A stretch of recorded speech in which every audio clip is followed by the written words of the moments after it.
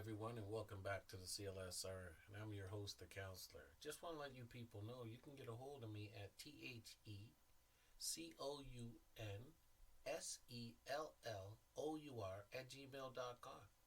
That's the counselor at gmail.com. Now, I want to say to all my wonderful listeners out there, let's continue to spread the word like the wise old bird and put your money where your mouth is so we can handle this biz. Take care. Did you know this podcast is powered by ACAST? ACAST is the home of podcasting for creators looking for freedom to grow their listeners and make money too, and creative brands looking for smart ways to advertise. Podcasters and advertisers in the know ACAST. It's time you did too. Visit acast.com to find out more. ACAST, for the stories. Welcome to the CLSR, and I'm your host, the counselor. And today we're going to be talking about starting a new life.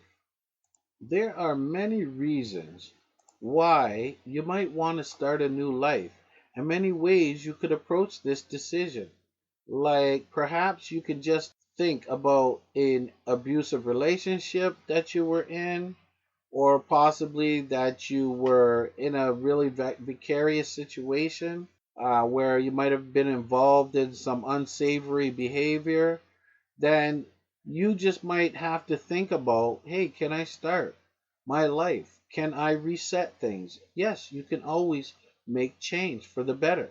Perhaps you just don't like where you live and want to move to find a new start in a new community or move to a different area. Regardless of your goals or reasons for change, it's possible to start fresh if you think carefully, plan thoroughly, and check in with yourself to make sure you're doing okay. Well, first, I think it comes with making a decision. You have to determine your motivation. You need to think carefully to determine why you feel the need to start a new life. There are many valid reasons why you might do so, but there are also reasons that aren't so helpful. Like, if you're a new empty nester facing life without kids in your house for the first time in decades, you might appropriately think it's time to start a new stage of your life. You aren't a primary caretaker for your children anymore and can reframe your life to focus more on you. Or if you've had some incidents happen to yourself that you want to move forward from, right? Then maybe it is time for you to make that positive change in your life. Sometimes it's just really about getting rid of those unpleasant feelings. Consider whether you have recently experienced any major life events. Major life events such as being in a relationship, a death in the family, a loss of a relationship, or a job, graduating from high school or college, or a change in your financial or health status, moving to a new place, or becoming pregnant, or maybe incarcerated. These things can have a profound effect on your emotion. Some of these may make you happier, while others can trigger serious loss and also cause you stress, depression, and anxiety. If you have just experienced a major life event, keep in mind that your judgment may not be functioning at its best, and consider waiting to make any major decisions intended to turn your life around. If you have just experienced a major loss, allow yourself time to grieve it. Mourning is a necessary process of examining and processing your feelings of grief, and adjusting to life after the loss can be a challenge, but it is very doable. You don't have to feel rushed into changes or pressured to get over it right away. Sometimes it takes longer than others. Examine your past. To make sure that starting your new life is as effective as you hope, think about your past patterns. You want to make sure that you're making this change from the right motivations, not as a way to run from your past. Running away from problems doesn't ultimately fix them. Like, do you have a habit of trying to move past or escape adversity as soon as it comes up? There is research that suggests the necessary process of growth comes from working through both positive and negative emotions and situations. How do you react when the going gets tough? Do you stick to your goals or do you run away? Examine these things and examine your values. Your personal values are your roadmap for living. They're the very core of what you believe about yourself, about others, about life in general. It's important to examine what your values are before making a major decision, such as starting a new life. Once you know what is most important to you, you can ensure that you make the right decisions to prioritize those values. Accepting who you are is the first step to making big changes. Ask yourself some of these questions, like consider two people whom you admire. What do you most respect about them and why? How could this play into your own life? Another good question is to ask what issues make you feel most invested or inspired when you hear them talked about. Like, do you feel passionate about hearing about new inventions and wish you could be a part of that invention or process? Does it make you feel fired up hearing about community service projects or sports events or being actively involved in sports? This could help you figure out what you value most, such as innovation, ambition, social justice, and service. Remember that there are no inferior or superior personal values. One person might value adaptability, while someone else might value stability more highly. Neither is wrong. It's all about embracing who you are and living in a life that is in line with that.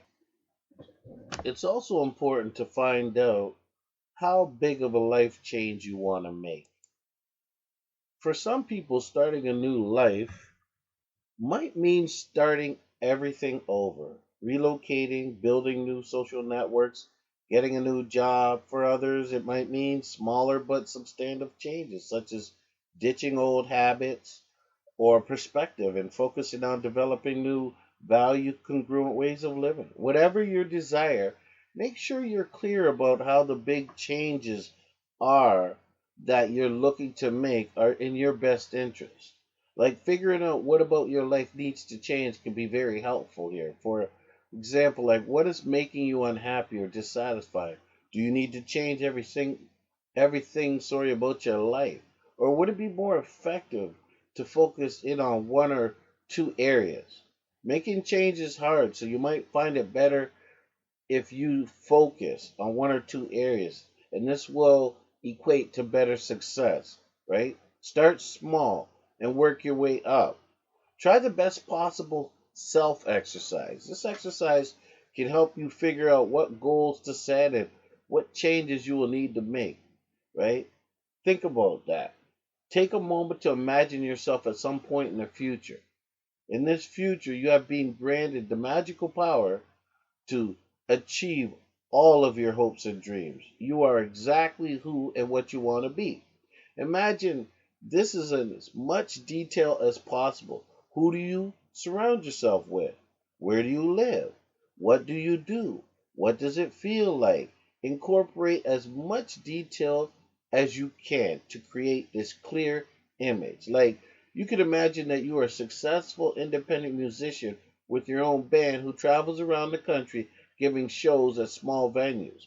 Now think about the strengths and skills you need to get you there. What do you already have? What areas need further development? Be honest with yourself. Like if you want to be a musician, you might already have musical skills or at least a love for music. You would also need some business savvy, which you might need to work on improving. Keeping your imagining attainable and positive is crucial. Obviously, you can't become a superhero like Superman. This isn't possible or realistic. However, you could imagine what you could do that would be like that. Like, somebody who contributes to maybe a community, somebody who's looked up to. You could imagine yourself fulfilling that mission in some way, such as becoming a police officer or attorney or community service worker. You could even imagine yourself doing simple things like being more active and physical and attain a physical presence, and have some fitness goals. These are things that you could do. But it's one very important thing is to set goals, right? Lao Tzu once said, "The journey of 1,000 miles begins with a single step." Your journey must begin with what steps you will take along your road to your new life. Setting clear personal goals will help you guide yourself and embark on starting a new life. Like, consider where you see yourself in 6 months, a year, 3 years, 5 years, 10 years, 20 years. Set your goals. Make sure they're SMART goals. That is, that they're specific, measurable, attainable, relevant, and time bound.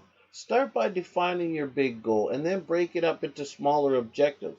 Break these down even further into tasks. Like, if you've decided you want to start a new career as a police officer, right, to honor your values of service and justice, that's your overall goal. To accomplish this, you will need to achieve several objectives or actions. You're going to have to take certain actions to get there. Like, objectives could be working on your physical fitness so you can pass the physical test, talking with a police recruiter, applying to a police academy, breaking those down even further into specific tasks, such as exercising 3 times a week, looking online for your recruiter's information, finding the steps to apply to the academics.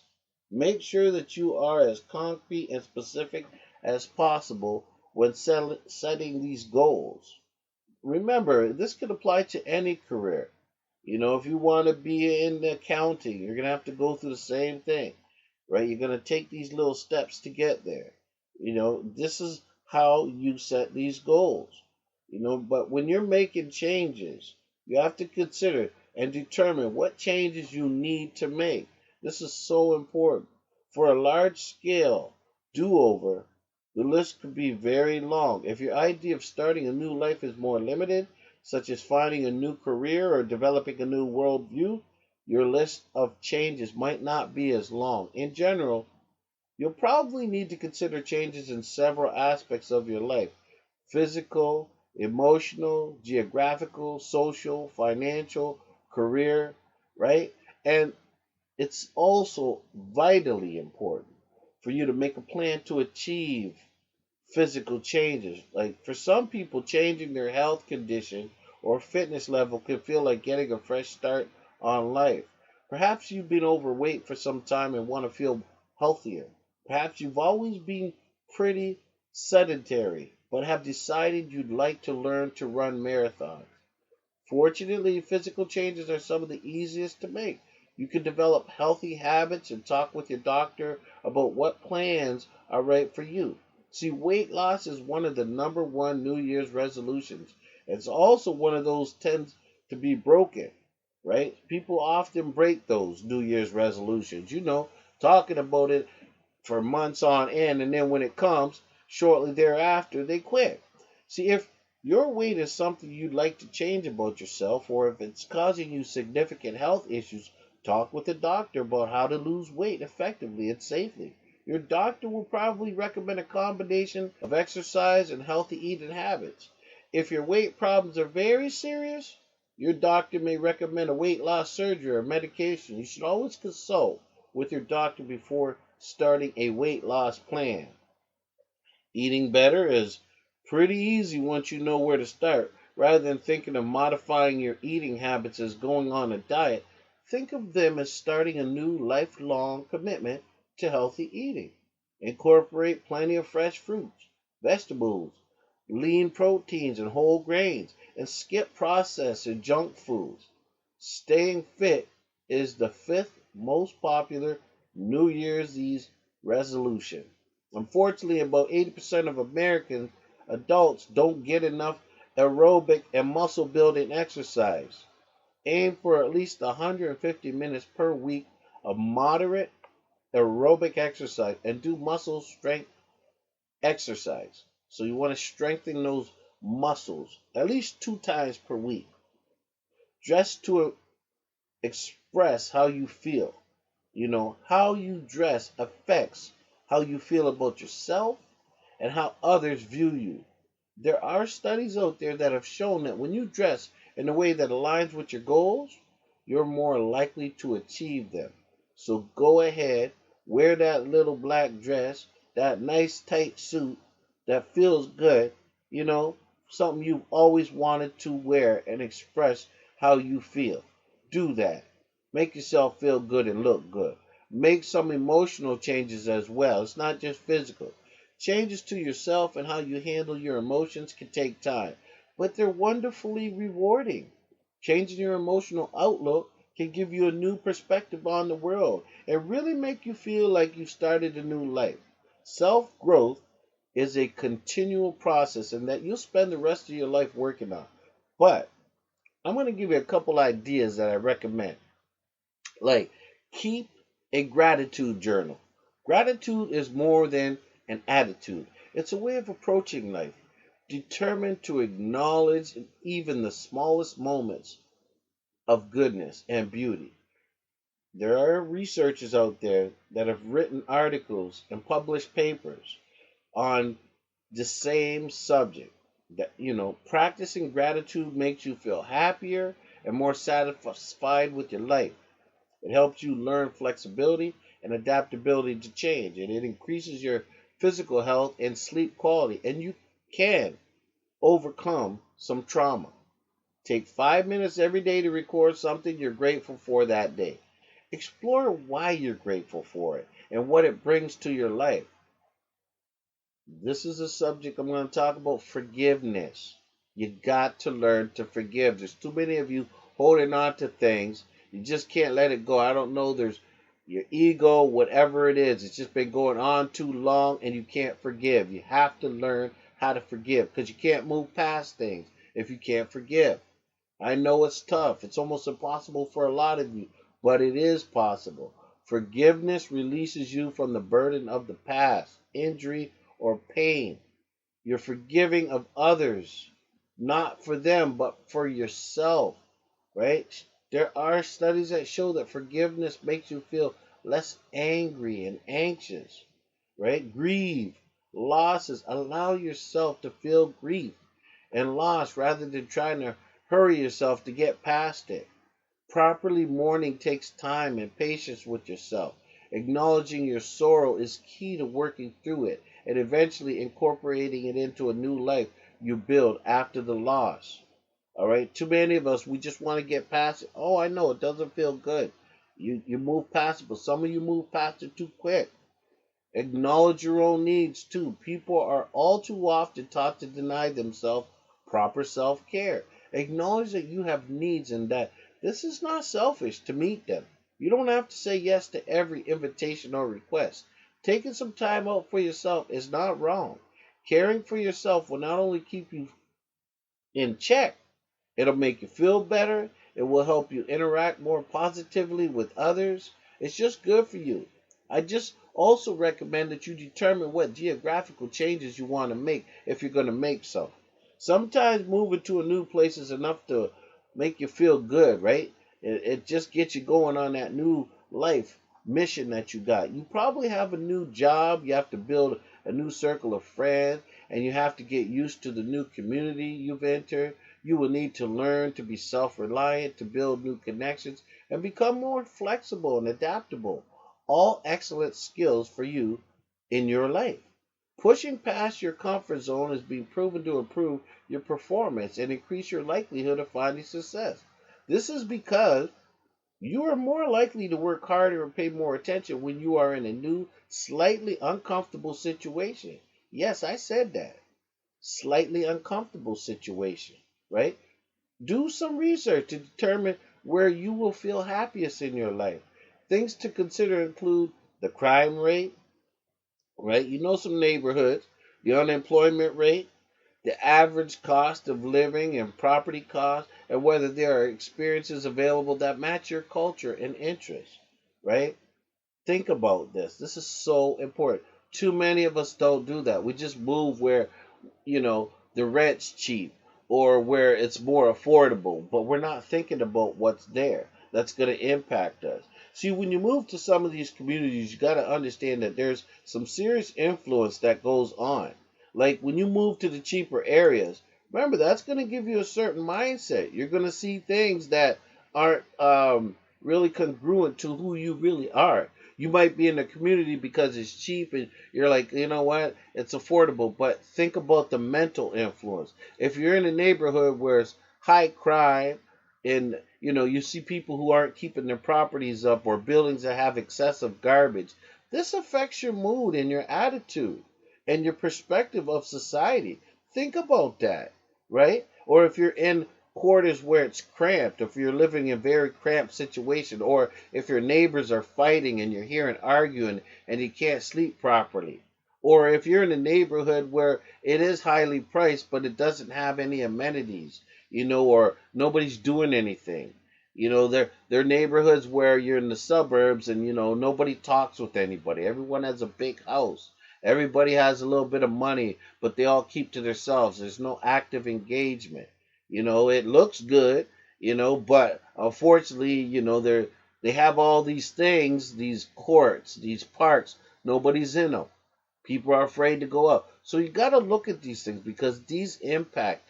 When you want to make changes in your life, these are things you need to think about. But how are you going to do that? People are saying, well, how am I going to get educated on where I want to be? Well, first you got to learn about yourself, but also you can do a little bit of research, right? A good individual to find out about certain areas is a real estate agent. I know it sounds crazy, but it's true.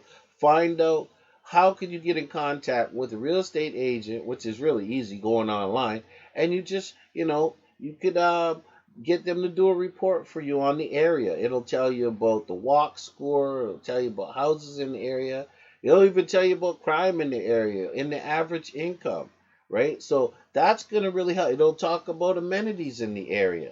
There will be many benefits for you when you do this work. But where you move to does have an impact on your life. But it's better you do your work. And also in relationships, you're going to have to examine your relationships. It's hard to start a new life if you have toxic people dragging you down. Like, you must cut people out of your life for your own safety. Like, in other cases, they're simply not people who may be good for you to spend time with. And you'll be happy or happier if you remove them from your life. Interpersonal functioning and relationships are crucial to improving how you feel about yourself and your life. As I said earlier, there's research that shows we are highly influenced by the people we interact with. So in starting your new life, choose the people to include who matter most to you and will give you the love and respect you deserve. Like, you feel exhausted by spending time with them, or you dread interacting with them, that's problematic. There's people who aren't good for you, so you have to know these things. Like, there are people, they are hyper critical or judgmental of you. You feel like you can't do anything right when you're around them. There are people that say mean things, they're vicious, they talk about you to your face, behind your back. There's also people you feel that are obsessed about you, and they require so much attention all the time. You're constantly feeling stressed out when you're around them. You don't feel safe sharing your hopes, thoughts, needs, or feelings with them. Recovering addicts often must learn to avoid the places where they used to spend time, as well as many other old friends, in order to avoid addiction triggers that could cause a relapse. If you are a recovering alcoholic, spending time with your old drinking buddies in your favorite bar would probably put far too much pressure on you and could cause you to take up drinking again. I know it's hard because there's so many families out there that have those regular drinking habits like silly rabbits. They sit around all the time and they're drinking, and then you love these family members. They're true and dear to your heart.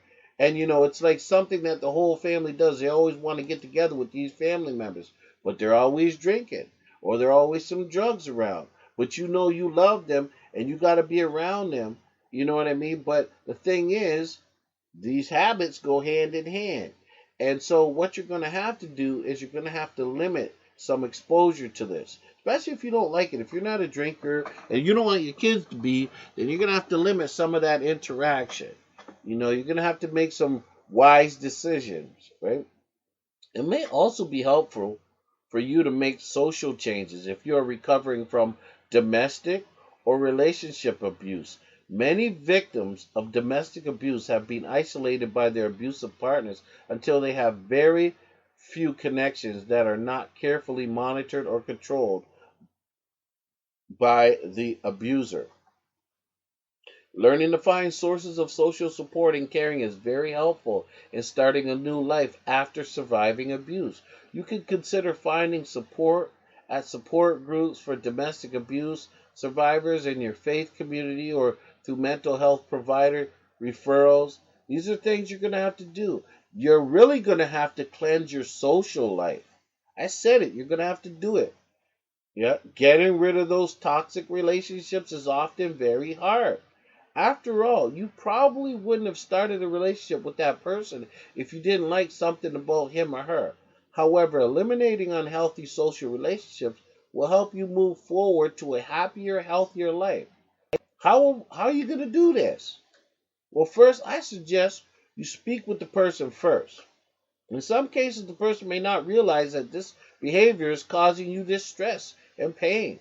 Share your feelings openly and honestly, and see if this person is willing to work with you to meet your needs.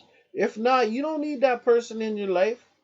I know a lot of you are, you need attention all the time, but you got to figure out what type of attention you want. You want positive or negative attention. So many of you are so needy. Evaluate whether you need to cut a person off. Sometimes, people we love, those people that we love, right, or who love us, say things we don't really want to hear. This doesn't mean that they're negative people whom we should cut off. Before cutting a relationship out of your life, decide whether they bring things to your life that you want and need, even if sometimes the relationship is hard. Conversely, just because a person always makes you feel good doesn't mean they're the best for your relationship. Like, enablers make it easy for you to stay addicted to substances, but this isn't actually what's best for you. Foster your relationships with people who bring you joy. Make a list of the people who make you feel like you could be a better you, who bring you happiness and positivity. Make sure to foster your relationships with these people so that you don't feel like you have to keep negative relationships around just so you won't be alone. Stop talking to the person. If you've decided that a relationship with a person is just unhealthy for you, tell that person that you have to end the relationship for you, because it's better for your own well-being. You need to not talk with him or her. Stop it. I know that's hard for a lot of you. Some of you are saying, oh, you know what, I'm not going to talk to that person again. Next thing you know, there you are trying to communicate in some sort of way, and given a little bit of time because you missed that person. Here you go trying to communicate again. A lot of it's easier said than done, but you might need to give yourself constant reminders or have your friends, give you that reminder as well. Look, I want to stay away from this person. When I'm feeling weak, I need to call you, be ready, because I don't want to talk to that person, but sometimes I might get lonely. You got to occupy your time, but you got to prepare for these things. And sometimes some of you are going to have to start a new financial life. Whether you've just graduated from college or have been working for 30 years, it's never too early or too late to start your financial life afresh. Perhaps you want to start saving for a major life goal, such as buying a house or retiring, or perhaps you want to revamp your spending habits so you don't waste as much money. Take a look at your goals and decide how you need to manage your money to get you there. You may find consulting with a financial planner is helpful, especially if your goals are significant or complex, like starting a small business. Examine your finances and determine your net worth. That will give you a snapshot. This is going to give you a little picture of what's up. What you owe, what your assets are, your liabilities. You know what I mean? This will help you make good money decisions. People who've just gotten married will also benefit from taking a good look at their finances. You will likely want to form a budget. Add each other as beneficiaries on any retirement and insurance plans, and consider a new insurance policy. If you have more debts than you could possibly manage to pay, you may consider filing for bankruptcy. Depending on the amount of debt and your income, most of your debts will be wiped out and you can start a new financial life. However, this is a very serious decision that has long lasting effects on your credit and overall well being. So you should not make this decision lightly. Speak with a bankruptcy attorney to determine whether this is suitable for you. And I also recommend that you look for a mediator. These are people, when you have all these debts, they can help settle your debt. So before you even consider bankruptcy, consider a mediator, right? Financial mediator. And what they'll do is they'll get involved and they'll look at your whole situation and they'll tell you for a certain price if they can help you get it down, that price or that debt that you owe. And they'll do it for a fee. So, and if they can't, and your last resort is bankruptcy, then so be it. Life goes on. The whole economy is built on debt. So you'll be fine. But if it's causing you so much stress in your relationship, in your life, this financial change, you might have to just wipe out all this stress. It's going to make you feel better, right? Think about that. And you're going to have to plan some changes to your career, maybe. Starting a new career is a great way to reinvent yourself. Plenty of people work at jobs they don't love or don't feel inspired by, and getting out of that rut is an excellent way to start a new life. Figure out what your core values are and decide what your career path will allow you to express those values and how they're going to allow you to express those values.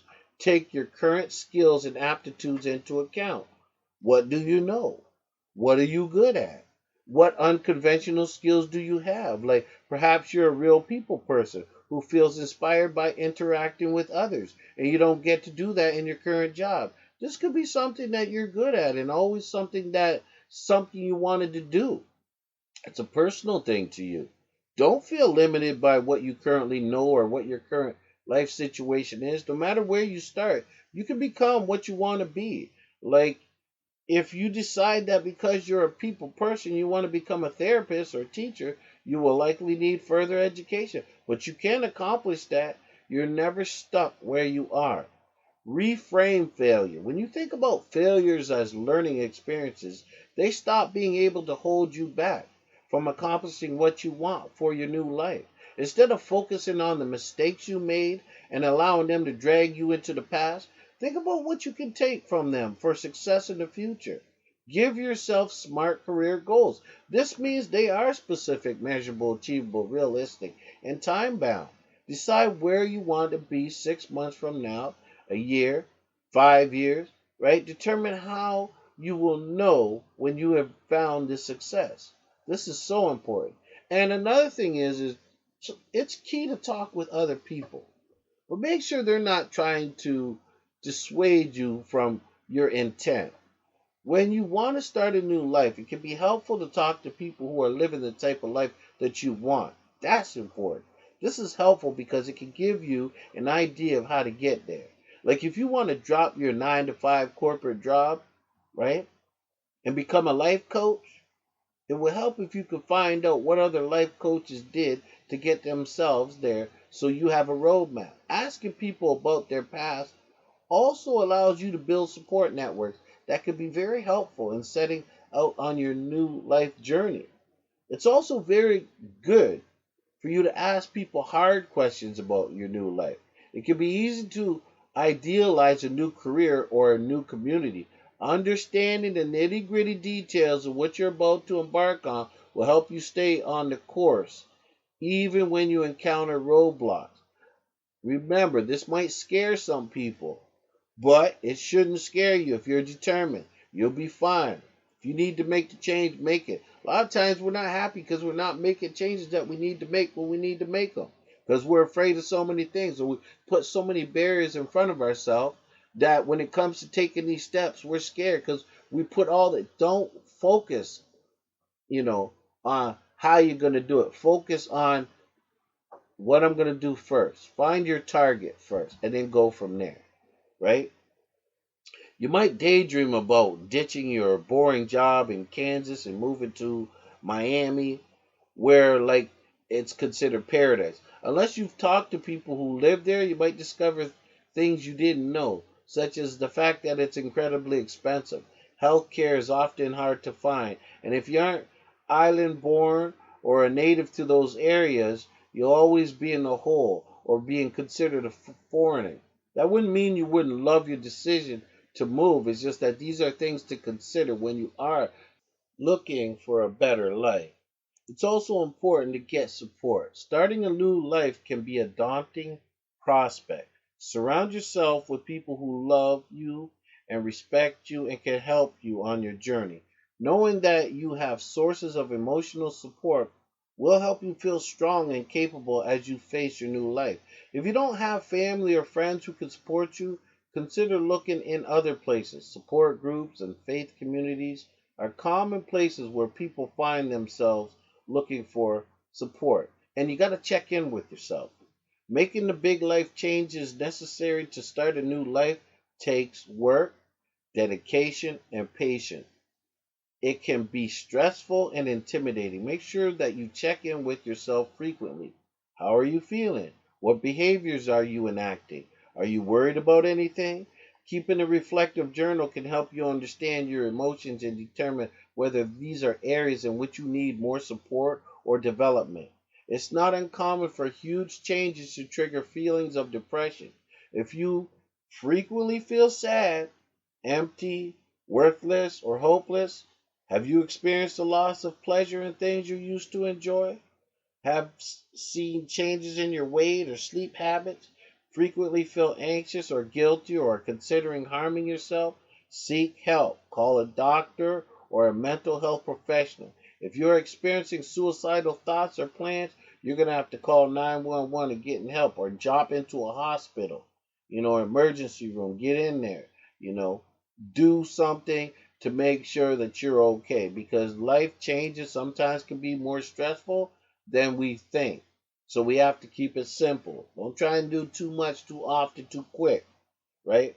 Make changes along the way. Learning to adapt to roadblocks and challenges will be necessary as you live your new life. Starting a new career doesn't mean you'll never feel unappreciated or uninspired again, right? Moving to a new city doesn't mean you'll never miss home. When you encounter challenges, recognize them as such and do what you need to adapt.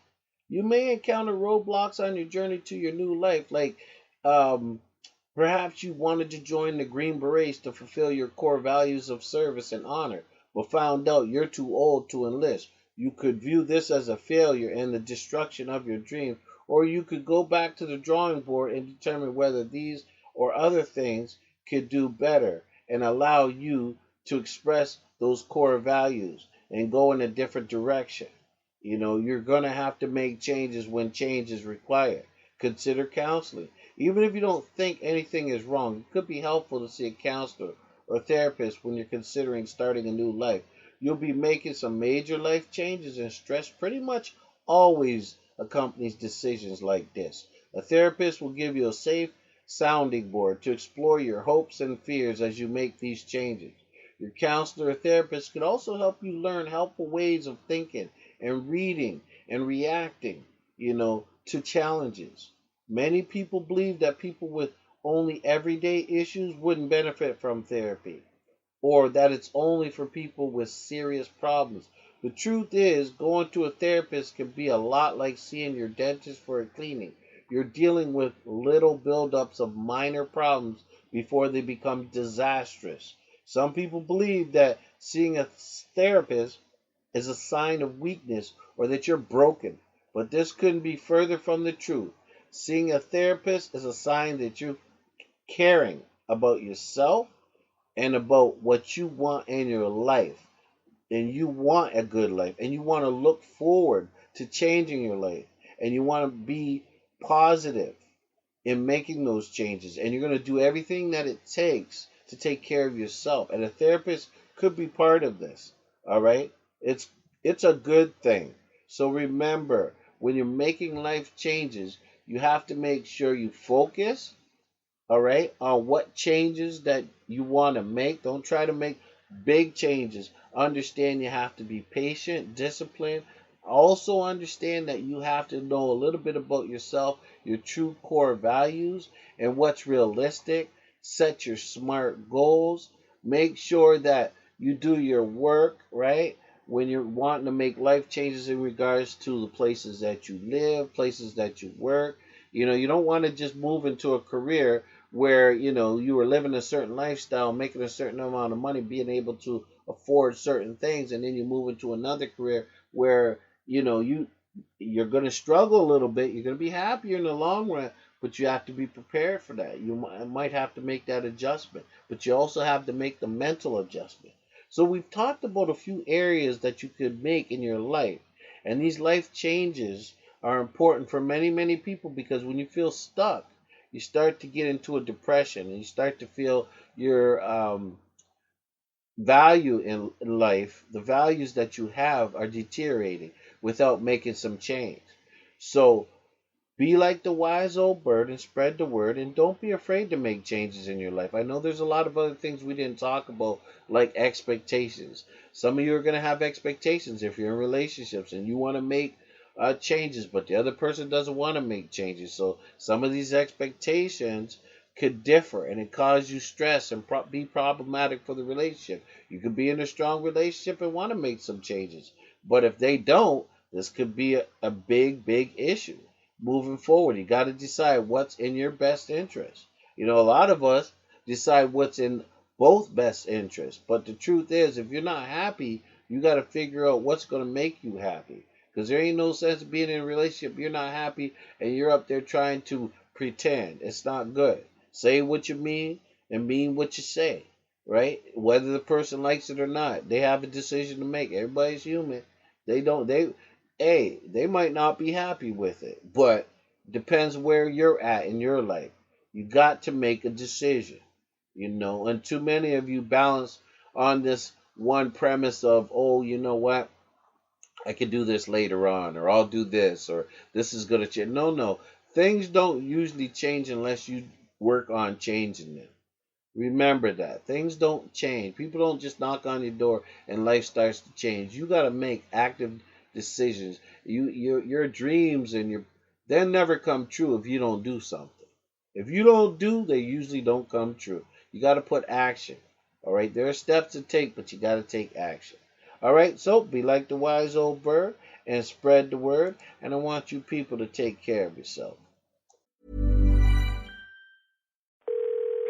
Hi, you've reached Andrea. I'm not answering because I booked a trip with Travelocity. I'm with my family on the beach, enjoying the perfect breeze. Kids, time to go to Kids Club. Oh, my coconut water is getting warm. Anyways, I can't talk right now because I'm late for my massage. I hope you also enjoy a trip someday. Bye. Seize your someday with Travelocity. Find and book a trip that fits your family today. The perfect vacation is calling. Travelocity.